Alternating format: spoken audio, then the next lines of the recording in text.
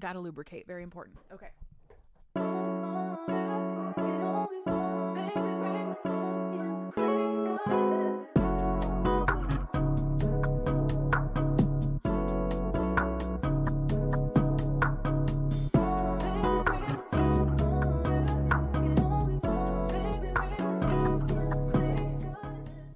Hello and welcome to another episode of Cheap Smut. My name is Katie Mizell. And my name is Carl Mizell. And I almost forgot the name of our own podcast just now. Welcome. It's Cheap Smut. It is. Yeah. Welcome. You got there. I did. It was like at the last second, my brain was like, oh, we found it. Get it to the mouth, quick.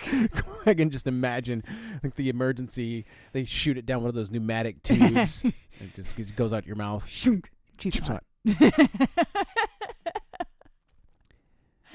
Anyway, how are you today? I am fantastic. We went to a wedding. We did. We went to a wedding today. Our friends Kristen and Mike got married. Many congratulations. Congratulations, Kristen and Mike. Mike, I'm really sorry I forgot your name. But in my defense, I've only met you once. Yeah. He was like, oh, Carl, how have you been? I'm like, great. And you are? The groom. Yeah. Okay. Thanks. And then we found out our friends listen to the show. I know. I was excited. I was really excited. And I hope I kept it together well enough while actually talking to them to seem cool. Hi, guys. Hi, Mark. Hi, Amanda. Hi. We love you and we miss you. And we were so happy to see you today. Yeah. So yeah, we got to see it. We went to it was like it was a show. We got to see a wedding. Yeah. Yeah, we went and saw a wedding. It was great. It was a great wedding. It was a top 5 wedding. And skipped bath time for the kids, put them down, and it's been a day. So yeah, and now we're recording another episode of our international podcast. Yes, international indeed. You checked the Spotify analytics earlier today, and they said we had a listener in Nigeria. Somebody in Nigeria What's up, Nigeria? Hello. Greetings from Michigan in the United States. Yeah, I think we're up to like 12 or 13 different countries that somebody has listened to this podcast in. Yeah, it's crazy, man. It's fantastic. I mean, I'm delighted, but it's crazy. It is. Yeah, it's mind-boggling that people tune in and listen to a couple of folks from the Midwest talk about smutty books, but that's why we're here. Yeah. So since we're here and we've got all the stuff to make an episode. It's got all the stuff right here. Let's do it. Yeah, let's just make another episode of our podcast. This week we are concluding Courageous Hearts. Yes. By Emmy Sanders. I want to say Emmy. I wanted to say Emmy Walsh, like she was like the daughter of Emmett Walsh. She's not. Emmy Sanders is her name. And you wrapped up the book yesterday. And I did. Got all your notes ready. Yeah. Do we have do you want to reintroduce the price point and all that jazz for anybody who for some reason might not have caught the first episode or skipped over it? Sure, yeah. So this is available for $4.99 on Kindle or through Kindle Unlimited. You can also buy it in paperback through Amazon's like printing program that they have, which is awesome. Mm-hmm. Reiterating our trigger warnings for those who need them. This book includes dead naming, homophobia, discussions of infertility, and secondary characters. Those are the big ones. But the dead naming and homophobia, they are explicit and deliberate. And rampant. Yeah. They make me uncomfortable, and I don't even have to deal with that in my everyday life. So please take care of yourself. If you go into this book, know what you're getting into. Yes. No, it's okay. You're trying to get that monitor up and ready and checking the kiddos. I like to make sure my kids are sleeping before I start talking about this shit out loud in my living room. We did have an episode where our son came downstairs like while we were recording. Wow, that was difficult to say. We did. Boy, that was a shock. Yeah, he was having that was after he was really sick. Yeah. And he slept for like a good portion of the afternoon. Oh yeah, that's right. So he didn't go to bed on time. Oh yeah, that was a weird one. Yeah, well, he had the stomach flu. He's good now. Yeah, he's fine. All right, and with that, let's knock the rest of this book out. All right, let's do it. So to give you a quick recap of what we have read so far, Bo and Jameson are our main characters. Bo is non-binary, they, them, and they work as a performer and drinks server at the cabaret bar Gertie's Cabaret in Chicago, where they have met Jameson, the hot new bartender, and they have started a relationship. It is going well. They're having a wonderful time, but they haven't had sex yet until now, because the very next scene in this book is the big one, the sex scene. So let's get right into it. Hop on the train to Bone Town. Hell yeah. So Bo, being the fabulous fashion forward thinker that they are, is wearing a white nearly see-through negligee and matching white lacy jock for this, which I think is just wow. Oh, it's so good. That is a great. They've done the hair, the makeup, the outfit. Oh baby, they're ready for it. Yeah, right. It sounds great, right? Oh man, I'm picturing it, and I love the subversion and the mixing of the traditionally gendered apparel and to just make it their own. It's magnificent. Make themselves look hot, because they are, and they're all while they're getting ready, they're super nervous.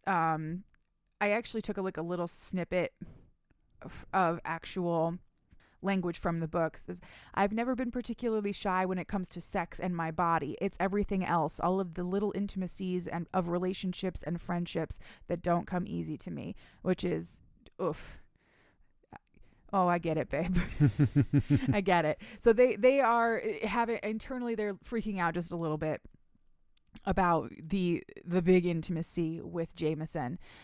They are doing all of this for him. They are dressed for him. They want him to want them. Yeah. And that's nerve-wracking. The first time you're going to have sex with a partner you really like is nerve-wracking. Oh, yeah.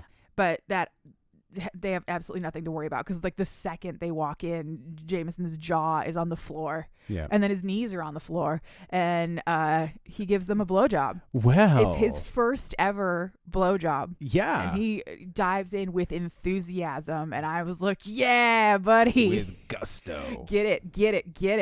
This was one of the best sex scenes I have ever read. Wow. And that's saying something. I was going to say, because you've read 7 or 8 at least. At least, yeah. I've read so much porn. I've read so much, but you've read more porn than I've watched. Oh yeah, for sure. I for sure have. But this was just, I am not kidding. It was so good. So the scene includes oral, fingering, anal, biting, and confessions of love and the throes. Not love, but we haven't used the L word yet. Lesbians? Lesbians. Thought you were American. Anyway. I'm in lesbians with her. It was so good. That I am giving Emmy Sanders the benefit of the doubt here, because Jameson literally tells Bo that their cock feels like velvet over steel. If you had that one, that's the center square of the smutty book bingo card. Oh my God. Everybody gets that one. It's the free Seriously. square. I think the free square is actually length. Okay. Well, you would know better than I would. The free square is probably length or core. One of the two least offensive words we use to describe our genitals. But like steel wrapped in velvet is so often used in romance world as a way to describe the feeling of dick skin, basically. I just want somebody to call it dong. A dong. Just a dong. Just something completely ridiculous. But that's the only word that they through the entire book. We get a little repetitive. But I just mean that's the only, they don't get silly with it in any other context. They use the word so deadly seriously. Yep. Dong. I read a series of books once. I can't even remember who they were by, but I know that they were set in Las Vegas, and all of the names were card related. So it was Ace and Jack and Queenie. But I remember that the author used the word nut to describe testicles. She was giving him a blowjob and sucking on his testicles. Yeah. But she said I drew one smooth nut into my mouth, and I was like, you did what? First of all, why is it smooth? Okay, no, that's not fair. You did what? If you want to shave your balls, that's up to you. Yeah. But you drew one smooth nut into your mouth, did you? Is that what you did? Drew it in. Oh my God. Anyway, Like those were great books. I'm not complaining. It was just a weird phrase. And look, I'm laughing, but I understand how difficult that would have to be because they don't make a thesaurus. Oh, and I know we've yeah. joked about a Yeah, we smutty have. thesaurus, but anyway. Yeah, it's hard. I mean, there's a limited number of words that humans use to describe their genitals, and because we are such, like, at least in the United States, are such a puritanical culture around sex, Yeah. and especially our genitalia, everybody has really specific standards about the words that they will agree to read, and that's different for everyone. So I know it's a hard line. It's a hard line to walk. It's like, who is that one tightrope walker that The Walendas? Joseph Gordon-Levitt played him in a movie? Oh yeah, that guy. Yeah, it's like being that guy trying to write porn. The guy that Joseph Gordon, I can't even remember his name. No, you know that tight walker that Joseph Gordon-Levitt played? It's like being him. Yeah. So anyway, the sex scene was incredible. Yeah. Jay and Bo, they got that magic. Yeah. They got that spark.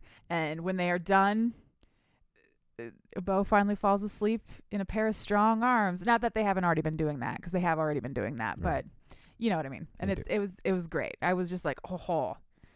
Once again, Emmy Sanders, you write great porn. And I also really enjoy your TikTok. I started following her on TikTok. oh, And I want to say, I can't, okay, no, I'm not going into that right now. Oh, all right, so at Jameson's next family meal, he tells his mom about Bo, and she's delighted. She wants to meet them as soon as possible.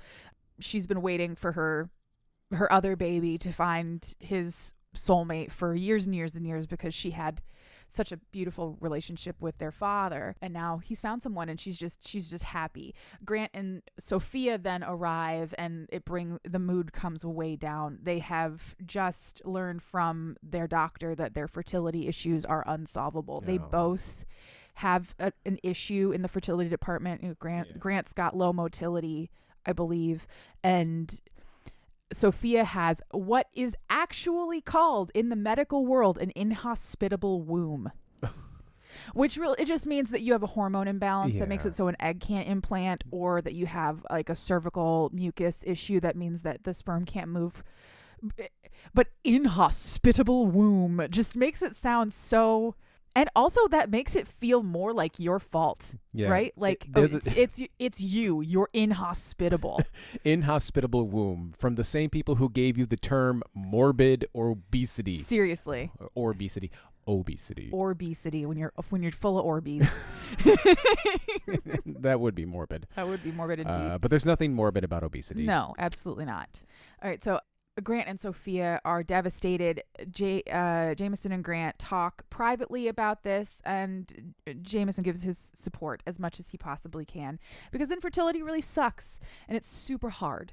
And he's a good brother. Yeah, he's a good brother, and he loves his brother. So Jamie tells Jamie. I started calling him Jamie in my notes because Bo calls Jameson Jamie. Okay. And Jameson calls Bo Blue because Bo has blue eyes.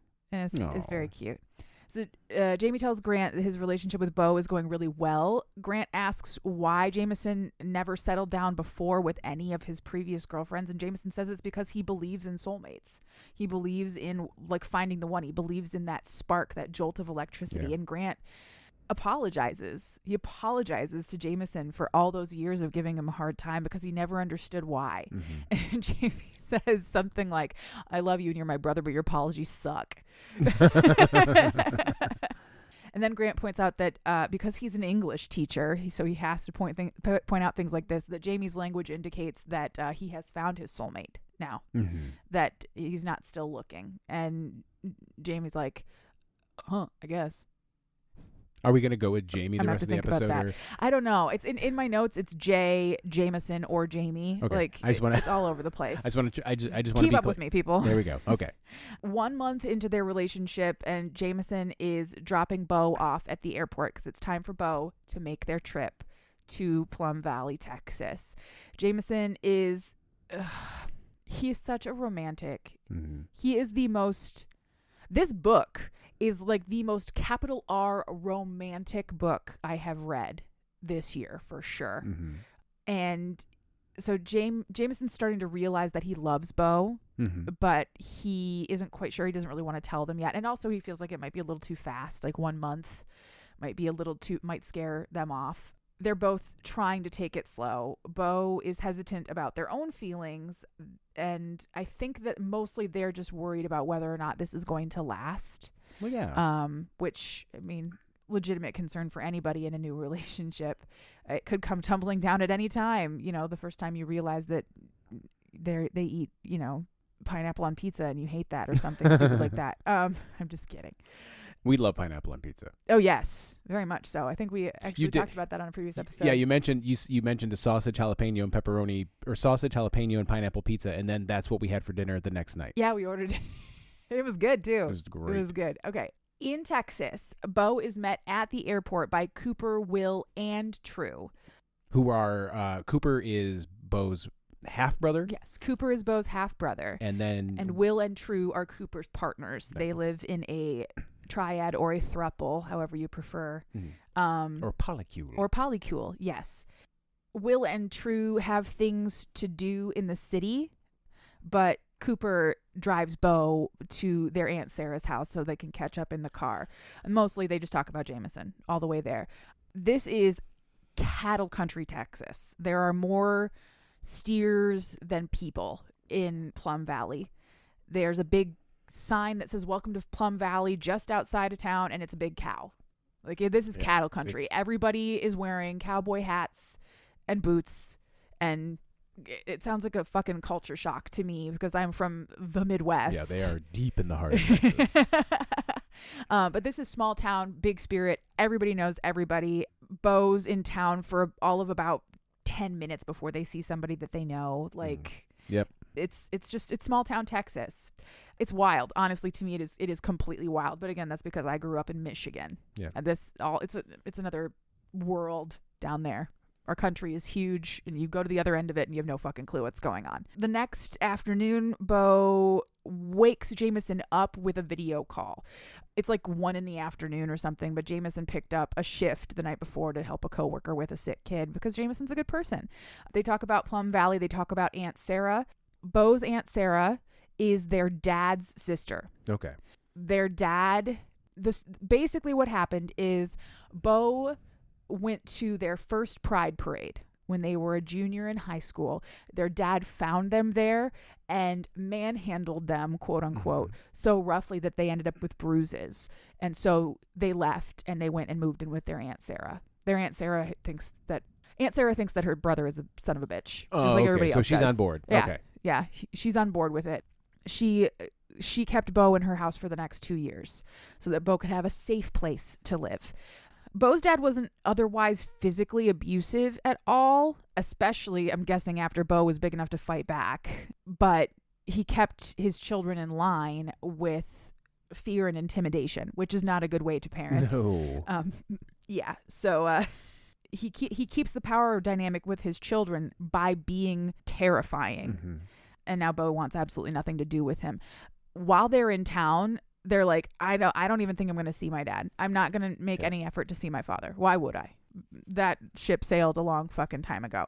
So they finish their conversation with Jameson, and they tell him that they have no intention of seeing their dad on this trip. They see no point, but they will be seeing Diesel though. Okay. As we mentioned last week, Bo's whole plan is basically to just be themselves in front of Diesel so that Diesel fucking gets it. Right. That Bo is not their brother. No, Bo is not his brother. That Bo has never been his brother, but at least now for sure he can see it in front of his own eyeballs, basically. Yeah. This almost became a sexy video call. I just made a note of that. This almost became a sexy video call, but they are interrupted by Aunt Sarah calling for Bo because they have to go somewhere. So Bo and Jameson do their lovey-dovey goodbyes. Jameson he's so invested in Bo's happiness. I'm just like, oh, you're such a good man. He's such a good man. He's so invested in everything that has to do with Bo. He accepts everything about them. It makes Bo feel safe in a way that they have never felt before, which that feeling is, once you realize it, it is like the most remarkable thing in the world. You're like, wow, I know for a fact that this person will never hurt me intentionally. There's always room for mistakes, but I know for a fact that you will never hurt me intentionally. And that's a really, like, that's a big feeling. That's shocking when you realize it. They end the phone call and they promise to talk again soon. They take a trip to the grocery store with Aunt Sarah. And while they're at the grocery store, Bo runs into a high school friend who's like working at the cash register. And she immediately calls them by the proper name, greets them happily and warmly, has nothing but good things to say, is very sweet. And Bo walks out of there like, oh, wow, maybe this isn't going to be so bad. Yeah. Like, I really thought the first person I saw in town was going to dead name me and treat me like I was still, that same shitty 14-year-old kid. But no. And so they walk out of the grocery store. They're feeling happy. They're feeling good about themselves. And they immediately run into Diesel. Well, yeah. Because, of course, Diesel does immediately dead name them. Their conversation does not go well. Like, they go find a bench and sit for a little while. Bo basically tells him that they were miserable. They were terrified. They were sad throughout all of the years that Diesel remembers as being the best years of their lives. Back when him and his quote unquote brother ran around raising Cain, catching frogs and starting fights and being... Back when we used to bully people with each other. You remember? Right.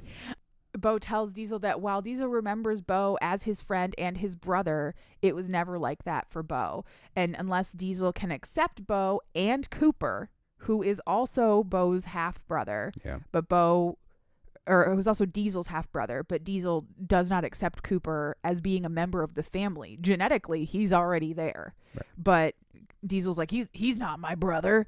He was never my brother, just because he didn't grow up with him, I guess. I don't know.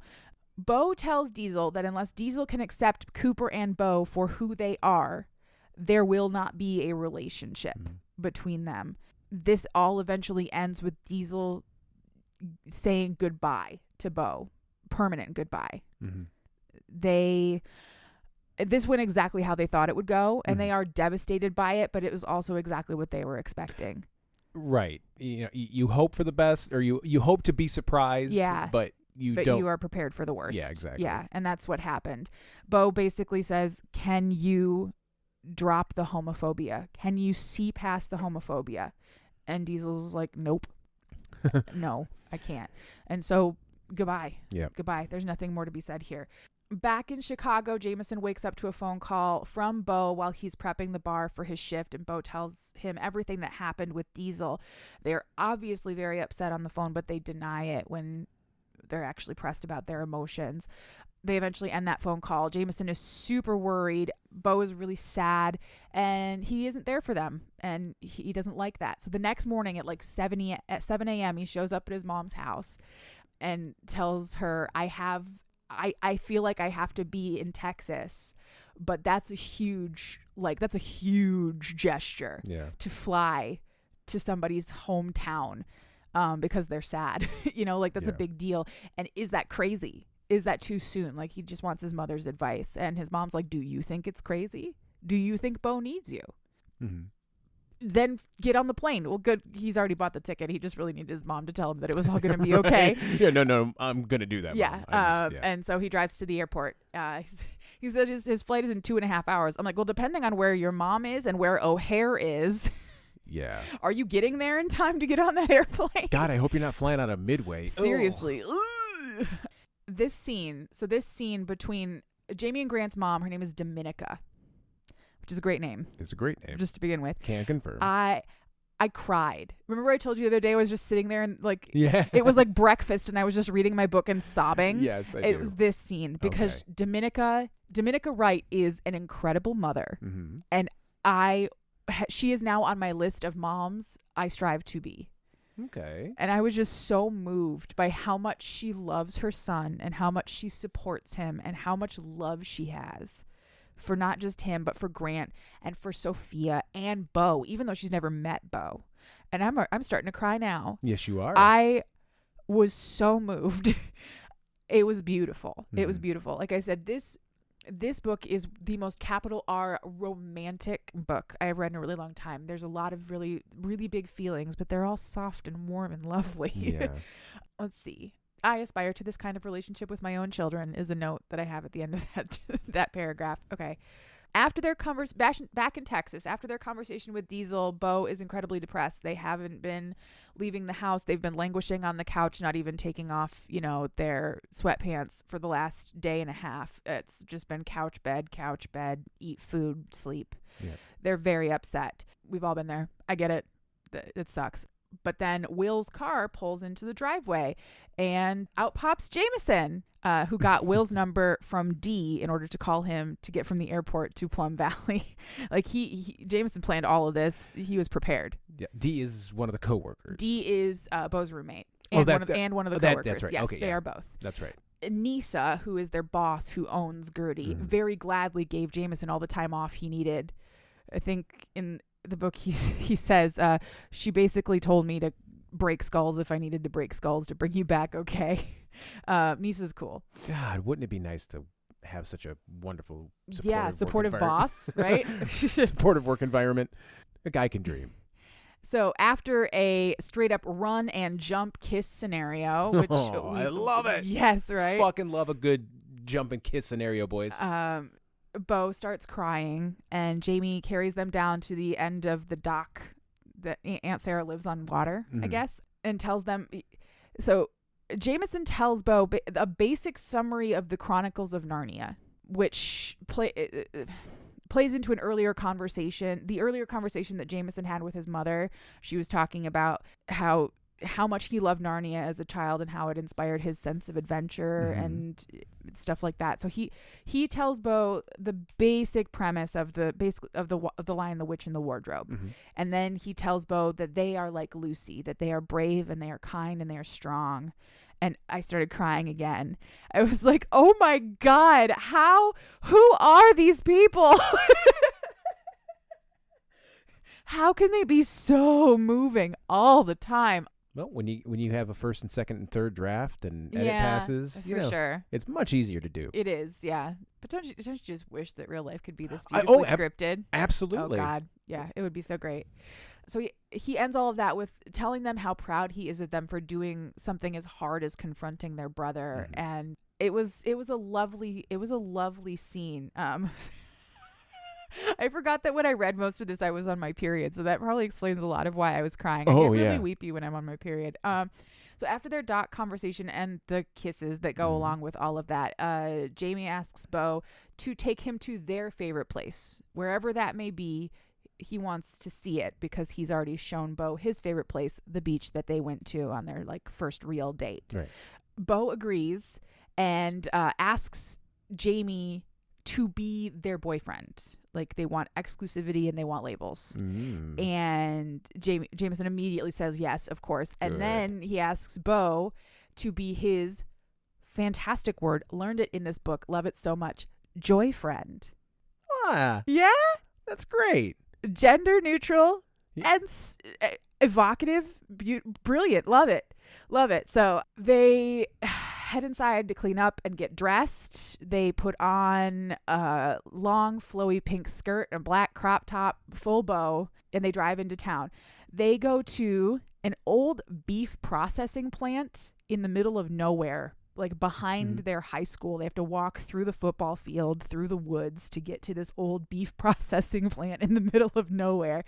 And this while they're taking this walk is when Bo tells Jameson about their history as a bully and their childhood growing up afraid and alone, and how they had regular fights with Will, who loves them now, but they had regular fights with Will because Will has gay dads. In addition to being queer himself, he also has gay parents. Yeah. And so that made him Bo's number one target. These are some of the most punk rock motherfuckers.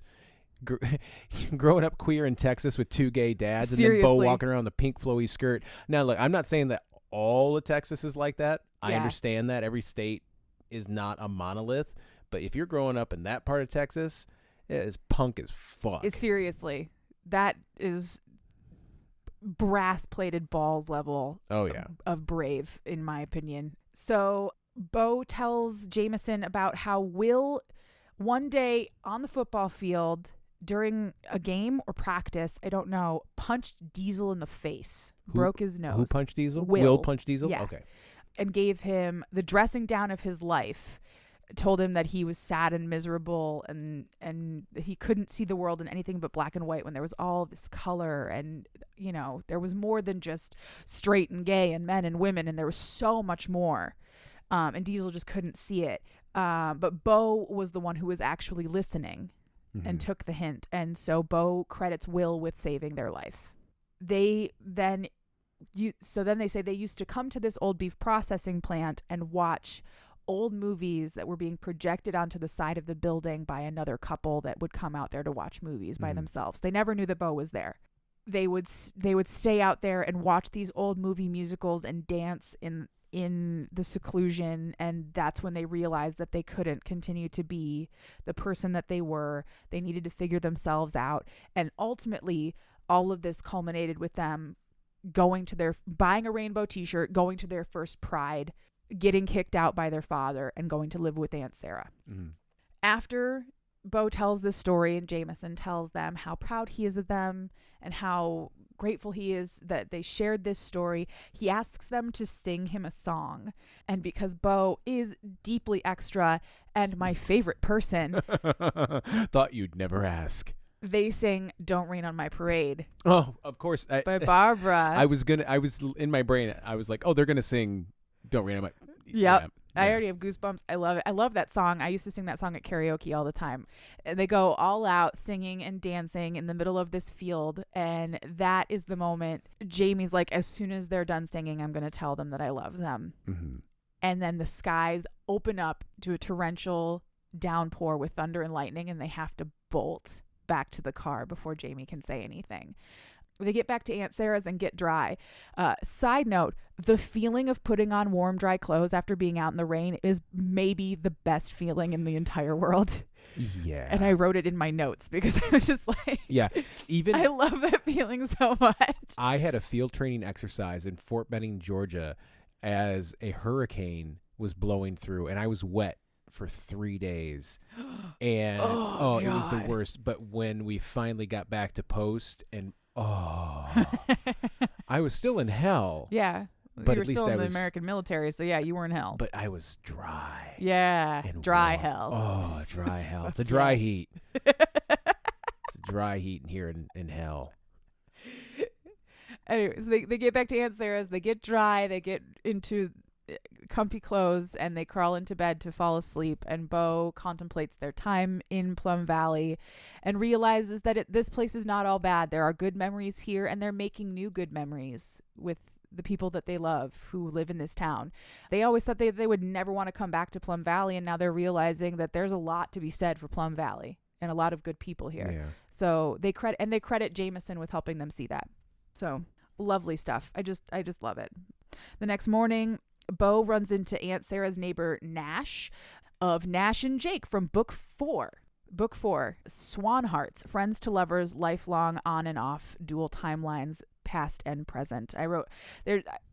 Every single couple from every single previous book makes an appearance while they're in Plum Valley. Oh, wow. So I'm just, giving some notes. But yeah. So Nash and Jake from Book 4, Nash makes an appearance. They have a conversation. Nash is sort of a surrogate uncle to Bo a little bit. They end their conversation because Nash and his husband are off to go camping.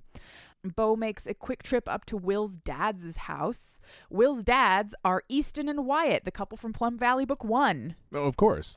Longtime friends to lovers is what that one is about. So they apologize to Will's dads, both for bullying their son and for the homophobia towards them. Yeah. Towards both older men. And these men are very quick to be like, it's not your fault. None of this was your fault because you were a kid. Mm-hmm. And kids are shitty. Yeah. Kids are shitty and awful. But you grew up and you are no longer a bad person. You are a good person. And Will is lucky to have you in his life. Will is lucky to have Cooper. And none of what happened when you were a kid was your fault. it was your dad, and your dad is still a bad person, but you don't have to be. And that was another really beautiful scene that I just loved it. Like I said, absolution from the elder gaze is, oh my God. For real. So good. Yes. Yeah, I was gonna say, I don't know where I was going with that. I just liked the phrase absolution from the elder gaze. Yeah. As I was gonna say, as an elder queer myself, but I feel like I'm still a baby queer because I didn't come out until I was in my 40s, but I am in my 40s, so it's weird. I mean, I think to be considered an elder, you have to have, yeah, I got to put in the time. Have to have put in the time. Yeah, I'm not going to reach elder status until my 60s. Probably, at least. That's fair. It's fair. At the end of their conversation, Bo makes sure to let Wyatt and Easton know that they are really good fathers. Because Bo had a terrible dad. They now really understand what it takes to be a good one, and they know that Will had good dads. Yeah. That evening, they attend a bonfire at Cooper, Will, and True's house. It's a big party. There's lots of friends and acquaintances. It's full of acceptance and love and chat and joy and singing. Cooper and Bo spend most of their time singing around the fire. Bo and Jameson take a moment to sneak inside, where they absolutely pounce on each other because it's been like 4 days since they've been able to do anything even remotely sexual. 4 whole days. Because they're staying in Aunt Sarah's house. Yeah. And their kiss/grope sesh, which was going to be more, I'm pretty sure they were going to fuck in that kitchen, is interrupted by another couple who has come to the party. This couple is Mateo and Hawthorne, the couple from book 2, a friends with benefits, virgin and porn star romance. Sounds great. Sounds hyper specific, but interesting. Yes. Porn star books are a thing. Virgin books are a thing. Virgins and porn stars often overlap in books. And I'm not entirely sure why. Probably because the porn star would be really, really good at making a virgin feel safe. I was going to say like the dichotomy would probably be interesting. Yes. So after they are interrupted by Mateo and Hawthorne, they head back outside, where they take a moment away from the group and they dance in the moonlight under the stars while Cooper sings a slow song. And Jameson thinks, this is it. This is the perfect moment to tell Bo that I love them. And then True calls over to see if they want s'mores, and the moment is ruined. Again. Fucking True. God damn it, True. You seem really, really sweet. But your timing but come on. Your timing is for shit. Your timing sucks.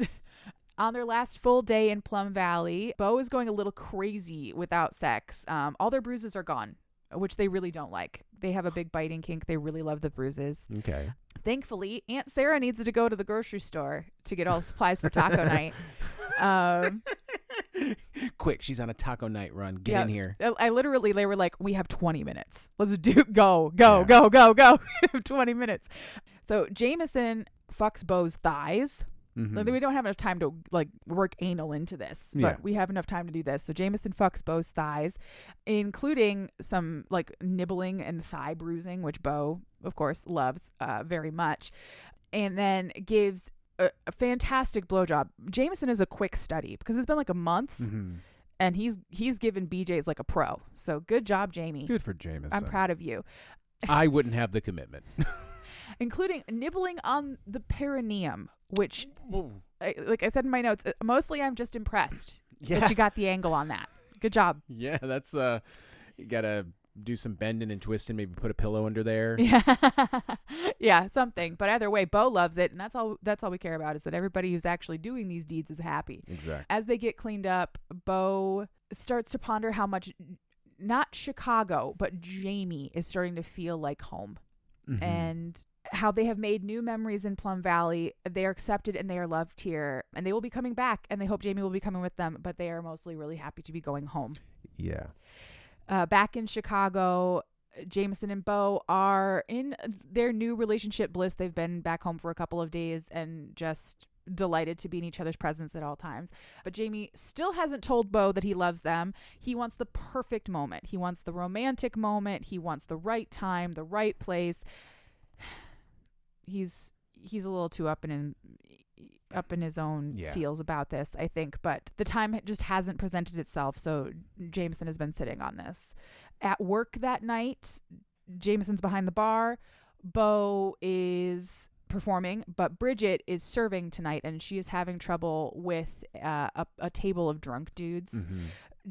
Jameson says that usually they don't really have a problem with drunks because of the sort of atmosphere of Gertie's. It's not the same. You get a certain standard of clientele. Yeah. People are less likely to get messy there, but guys will get drunk anywhere and try to hit on women. And so Bridget's having a hard time. During Bo's solo, their big number, one of the guys really starts hassling Bridget. So Jameson, because he is a white knight, goes to save the day, but he can't get through the crowd fast enough. And he doesn't have to, because Bo stops right in the middle of their set, marches right off of the stage, and marches right up to the guy. And in total badass bitch glory, blocks 2 punches and then just gets him in an arm bar and slaps him down on the table. Nice. Just 1, 2, done. Bo does not fool the fuck around. They will not accept anyone being hurtful to their friend.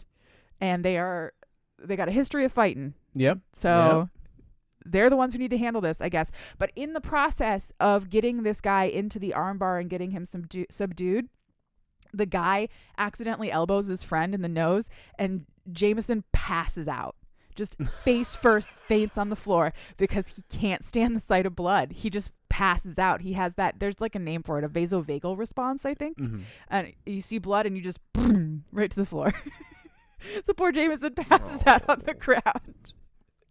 And like cuts his face. Oh, not his beautiful face. Yeah, I know, right? So the fight is over the drunk, whose name is Clifford.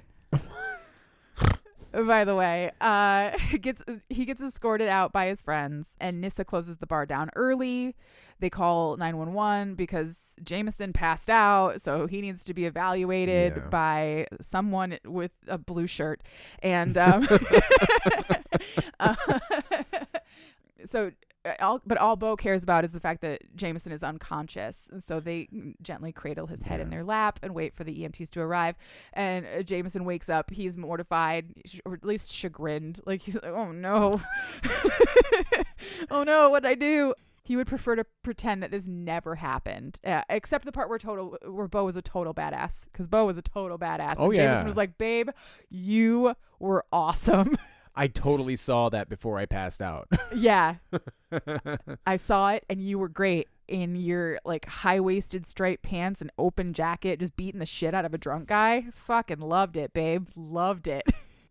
I would too. I'd be like, can I just start a religion about you? I would like you to be my idol, please. You're awesome. Anyway, so the next day they take care of Jay for most of the day. After spending the morning with him, Bo heads to Damien's school to have a meeting with Damien. They are part of the Big Brothers and Big Sisters program. They are obviously not a big brother or a big sister. They're just a big. Yep. And Damien tells them that they managed to stop the bully. Oh. With what I think is an absolutely fantastic plan. So the bully was a football player, a big guy that nobody really wanted to mess with because he was both physically dangerous and socially dangerous to mess with. And the main reason why the bully was getting away with it was because their school has a no cell phone policy. So he could never be documented doing the things that he did. Yeah. But Damien convinced the school to start a photography club because he was already in the art club. Mm-hmm. And he convinced the school to let them use their own cell phones as cameras by getting 75 people to join the photography club so that the school could not afford to buy them all cameras. That is some serious machinations going on there. Seriously, right? And then they decided as a club that for this semester, their project is going to be the football team. It's just an onion of layers. Yep. So now this bully has literally no room to be shitty because there's cameras on them all the time. Yeah. Dun da da da. They have taken out the bully. And I'm very proud because Damien's 15 and smart. And Bo's very proud because Damien is 15 and real fucking smart. And then Damien shows them some of the pictures that they've taken so far. And they're also incredibly talented. Bo's like, you're going to go a long way in art. And don't discount your ability to make big change because you did. Look what you did. You subdued a bully without ever having to throw a punch. You got a school to do something quickly. Yeah. A Chicago a public Chicago school. public school, exactly, to to take care of a problem that you were having that they could not deal with in any other way. Yep. And you did it without having to be violent in any capacity. It was just fantastic. So when they're done with their meeting with Damien goes to get in his mom's car. Bo realizes they are also in love with Jameson, and they want to go tell Jameson immediately. Because unlike Jamie, who needs to wait for the perfect moment, Bo doesn't want to let anything wait, and he doesn't want to let anything linger. And as soon as they think, I'm going to go home and I'm going to tell Jameson exactly how I feel, there he is standing in front of the school. Mm-hmm. So they call to him, but they call for Mr. Right, which is what they call him most of the time. Yeah. And Jameson looks right through them, completely ignores them, and walks into the school. And Bo is immediately heartbroken because Bo thinks that Jamie wants to hide their relationship from the public. Okay. And they are completely devastated, but they don't know what to do. They don't want to go home, but they know eventually they're going to have this conversation. That night, Bo comes home many, many hours before they were supposed to come home from meeting Damien. And initially, Jameson's just concerned that something bad happened because Bo looks awful. Mm-hmm. But they just lay right into him. I saw you. I know that you're trying to hide me, et cetera, et cetera. They're very upset. And Jamie's like, what are you talking? What do you mean? I saw you. I didn't see you at all today. You just got it. I just got it. Yeah. You were at a school. It was probably my brother. The English teacher. The twin brother English teacher. And Bo's like, you would have to be twins. You would have to be identical twins. I saw you, Jamie.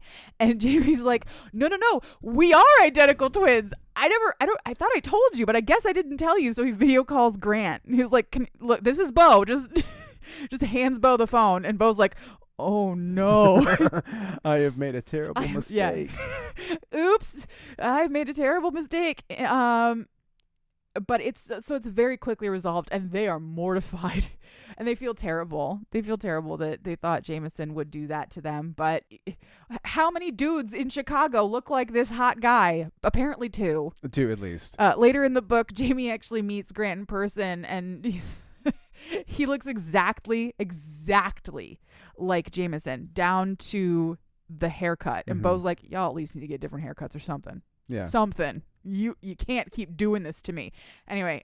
Maybe parted on the left and one on the like one you part on the left, one you part on the right or something.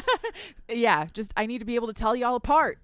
The only thing that is different is that Jameson has a dimple in his right cheek and Grant has a dimple in his left cheek. Aww, like that's it. It's adorable, but it's not easy to spot. No. So once this conversation has concluded and Bo feels terrible, and Jameson's like, you don't have to apologize for anything. It's completely fine.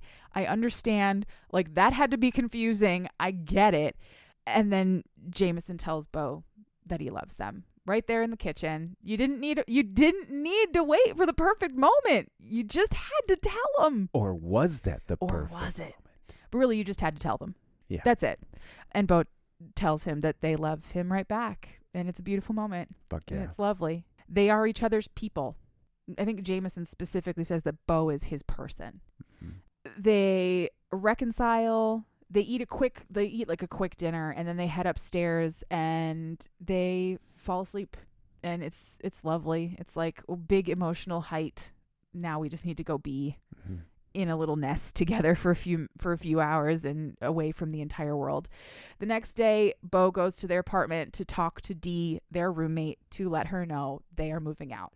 And because they live in a tiny studio in Wicker Park, I think, they're moving out immediately. They just pack their bags. I'll just grab this grocery bag of my stuff. Dee helps them pack up the last of their stuff. They have like a beautiful moment of saying goodbye. It's the end of an era. They've lived together for years. And off Bo goes. They're going to go live with Jameson full time. That evening at Gertie's, Bo heads out before their performance to see Jameson, and they see him sitting in a booth, so they just flop into his lap, and then they realize it's Grant. God damn it, Grant. I know. Put on a hat. again, Bo is mortified. Everybody else just thinks it's funny. Yeah. I guess when you live that long looking exactly like another person, that shit just kind of happens to you. That would blow my mind. Yeah. That would absolutely blow my mind to meet another person that looks just like me. I can't imagine growing up with someone who looks just like you. I just now really thought about that. I can't imagine it. I've known a handful of twins. I had cousins in my life. Yeah, I have cousins. Yeah. I have cousins who are identical twins. Yeah, Danny and Katie, and Catherine and Corey. I have 2 sets of cousins who are identical twins. Right. But I never really thought about it until just now. What a mind fuck that must be. Couldn't imagine. You would always know what looks good on you, though. That's true. Because you could see it from the outside. Hey, put this on. Yeah. Try this on for me. Exactly. They see him sitting in a booth, throw themselves into his lap, but oops, that's Grant, is what I wrote in my notes. This very quickly becomes a very sweet scene where Bo meets Grant, Sophia, and Dominica are all there to see Bo perform and to see Gertie's because Jameson has talked it up so much. And Bo feels the immediate acceptance and warmth from them and walks away from this whole situation. 1 tear dripping down their face. Yeah. And it's lovely. The next morning, Jameson and Bo wake up and immediately roll into morning sex. Better folk than I, because I couldn't do it. God, I can't remember the last time you had sex before noon with me. Yeah. Wait, no, I can. Yes, I can. Scratch that. Yes, I can. Normally, the answer is no, get away from me. I don't. It's too early. It's 2 p.m. Yes, I said what I said. I stand by that statement. Yeah. So this morning, this will be their first time having sex without a condom. They have been having sex with a condom up to this point. And it is, as I put in my notes, superb. Superb. It was another great scene. It starts off slow and loving and passionate, and then it turns into just like a full-on just mattress breaker with a big synchronized finish. It was beautiful. A++. Loved it. Oh my God. So good. 10s all around, even from the Russian judge. Oh my God. Yes. Amazing. So that afternoon, they have lunch at Jamie's mom's house. It is lovely. These people are all absolutely lovely. Bo says beautiful things to Sophia about Sophia's fertility struggles. They basically tell her, you've got more love in your pinky than most people have in their whole body. Doesn't matter how you become a mother. When you become a mother, you will be a good one. Yeah. And again, I started crying because everybody now and then needs to hear that they're a good mom, and I'm taking this from Bo as my sign that I'm a good mom. Bo thinks I'm a good mom. Oh, you're a great fucking mom. Well, I know you know that, but Bo said it. I'm always saying it. I'm always saying what a great fucking mom you are. I know. I'm always saying it. I'm always such a beauty. Anyway, while they eat, Jameson and Grant share stories about their childhood, and then when they're done, Dominica turns on their dad's old Dean Martin records and dances with Bo in the living room. Oh my gosh. And Jamie stands off to the side and watches, misty-eyed, because he's found the love of his life just like he always wanted, and it's so fucking beautiful, my guy. So beautiful. How many times have I cried just telling you this story? This is we're closing in. I think this is our 18th or 19th episode, or 19th or 20th. I can't remember, but yeah, this is the first time you've openly wept. Yeah. I mean, you're not like sobbing or anything, but you are definitely. I was moved. This book was emotionally beautiful. It was beautiful. I mean, the sex was awesome. Yeah. But the romance was something else. It was so good. So that's the end of the book proper, but there is an epilogue just to wrap some things up. 3 years later, Bo and Diesel are slowly building a relationship because approximately a year ago, so 2 years after the finish of the book, Diesel called Bo and asked to get to know his sibling. He basically said that when he really thought about it, he couldn't find a single justifiable reason for his homophobia except that it's how he was taught by his own father. So, hey, he can be taught. He can be taught. There is growth to be had. So Diesel and Bo are forming a relationship. Their father has COPD. That's what was making him sick. Okay. He has COPD. which is a lung disease, and it sucks. Don't get me wrong, but he's a smoker and he hasn't stopped smoking, so he brought it on himself, and he intends to die. One of those with people, bad lungs. one of those people you just know for sure is going to blow himself up because he's smoking with his oxygen tank out. Yeah, for real. So, other news within the family: Grant and Sophia are now parents to adopted newborn twins. Oh, yeah, more twins. Yes, which is actually mentioned in the book. Sophia's like, "Though this is meant to be." Yeah.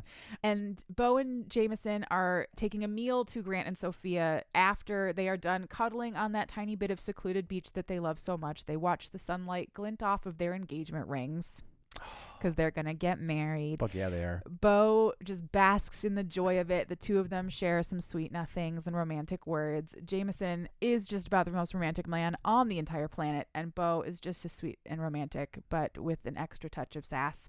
And they are going to live happily ever after, and god damn it, they deserve it. Absolutely. It was so great. It was so great. Emmy Sanders, I cannot thank you enough for this book.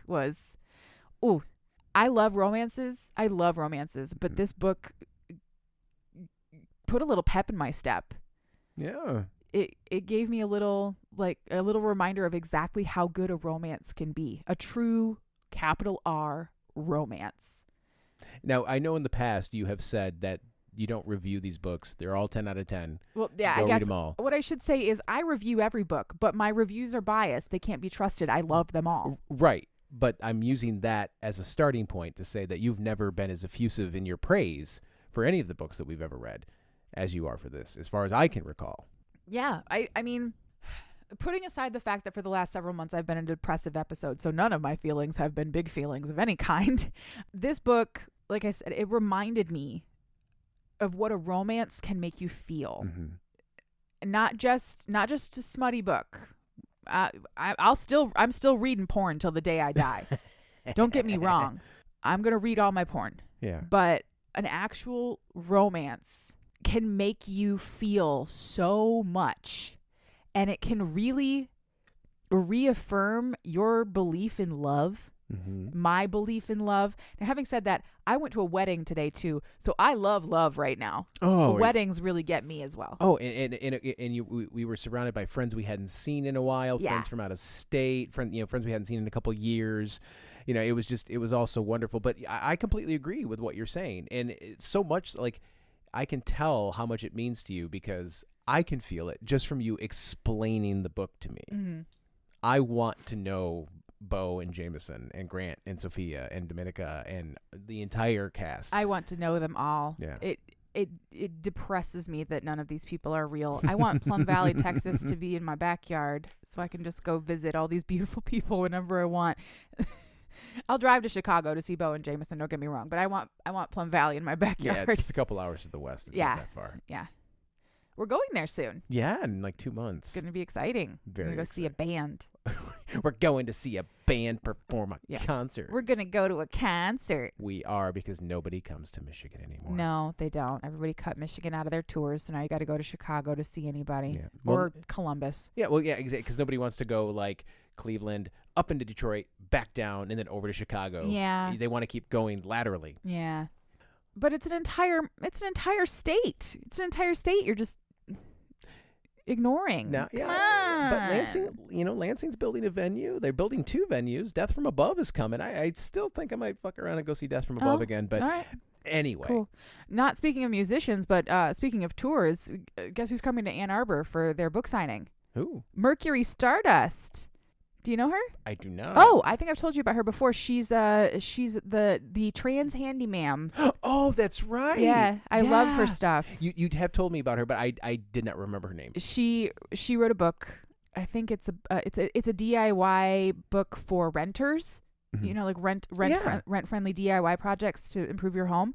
And she's coming to Ann Arbor for a book signing. Well, it's not that far if you want to go. Yeah, I might go see her. Yeah, it'd be exciting. And Lowell. I don't know why she's coming to Lowell, but she's coming to both places. All right. You can find us on social media. We are on TikTok and Instagram at Cheap Smut. You can also send us an email if you like, cheapsmutpod@gmail.com. cheapsmutarchive.com.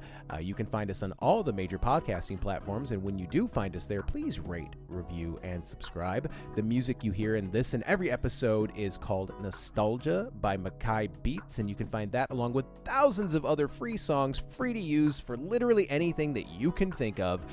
freemusicarchive.org. Thank you so much for sharing this story with me, baby. And I really, really, really, really want to thank the listeners for sitting through my crying about it tonight, because it was a beautiful story. No, it was one. I found it hard to be funny because it was just so goddamn sweet. Yeah, it was hard to be funny, but you know what? We don't always have to be funny. No. Sometimes we can just feel our feelings. Yeah. Listener, if there is a book in you, write it. And if there's fucking in it, I'll read it. And then she will come on this show, cry a little bit, and explain it to me for your entertainment. All right. I'm tired. Bye-bye. Bye-bye.